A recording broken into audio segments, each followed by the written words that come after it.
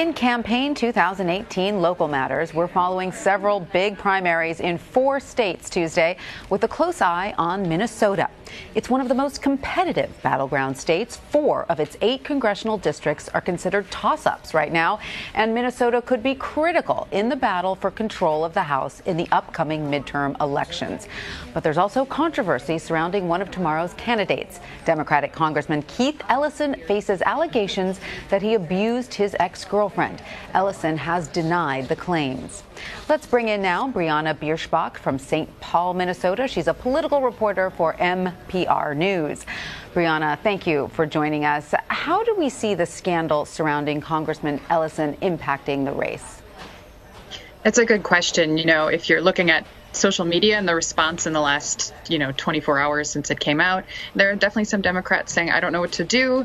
In Minnesota, you have early no excuse absentee balloting. So a lot of people have actually already submitted their ballots and can't change them at this point. Others are saying, maybe I will change my vote. But Ellison, it's important to note, is denying the allegation outright and saying that it didn't happen. And the video that is being alleged that exists showing the altercation doesn't exist because he said it didn't happen. But we'll have to see on Tuesday. He's the front runner in the race. He has the most name recognition, and he was the presumed person who would be the nominee until this weekend. And so how big of a blow then is this to Democrats ahead of November midterms?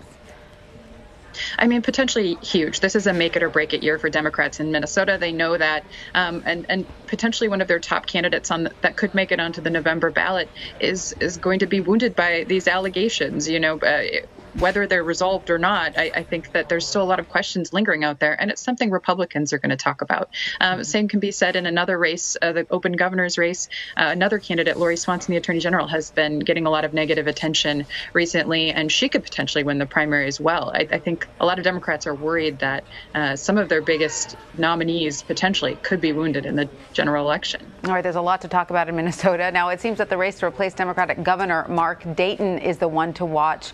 What do we know about the candidates in this race? You have 3 major contenders on the Democratic side. U.S. Rep. Tim Walz, who represents the 1st Congressional District in Congress, Attorney General Lori Swanson, and State Representative Erin Murphy. Erin Murphy has the DFL endorsement, but Walz has been leading in a lot of polls, and so is Attorney General Swanson. They seem to have better name recognition. It's really anybody's game. It all depends on what base turns out more on Tuesday. On the Republican side, we have former Governor Tim Pawlenty, who served 2 terms and is running to come back. He's presumed going to win this race as well, but he's running against the Republican-endorsed candidate Jeff Johnson, who's attacking Pawlenty for not being conservative enough in the race. And Governor Dayton is eligible to run for a 3rd term, but has declined to do so. Do we know why? Dayton is 70 years old and has had a lot of health problems. And I think he's said for years, I'm going to serve 2 terms and then be done. He's just been pretty upfront that this is his time to step aside. And of course, both of Minnesota's Senate seats are up for grabs this year. Is there a chance Democratic Senators Amy Klobuchar or Tina Smith could lose to Republicans? There's always a chance in a midterm year. Amy Klobuchar, though, has bested her opponents in bad years, good years. She's incredibly popular in the state, and her challenger doesn't have great name recognition now, and she doesn't face a serious primary challenger either. On the other race, Tina Smith is just appointed in January. Is trying to get people to know who she is yet, and she's facing a primary challenger on Tuesday in Richard Painter, a former Bush-era ethics White House counsel who has been a frequent critic of President Trump and has gotten national attention for that. So that race could be a little closer, you think, that one there?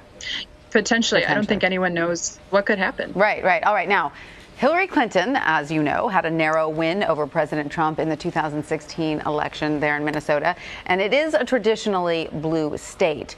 Could we see the president's influence perhaps shift the North Star state a little purple in Tuesday's primary? Potentially, we're looking at turnout numbers here because it is partisan. Democrats will vote for Democrats, Republicans will vote for Republicans. But I'm interested to see how many Democrats and how many Republicans turn out. I think it'll be really indicative of who's really fired up in this election year heading into November to see which side comes out in big numbers to support their candidates. And what are you seeing on the ground there? Are you seeing a lot of enthusiasm? I am. And really, the candidates are out across the state.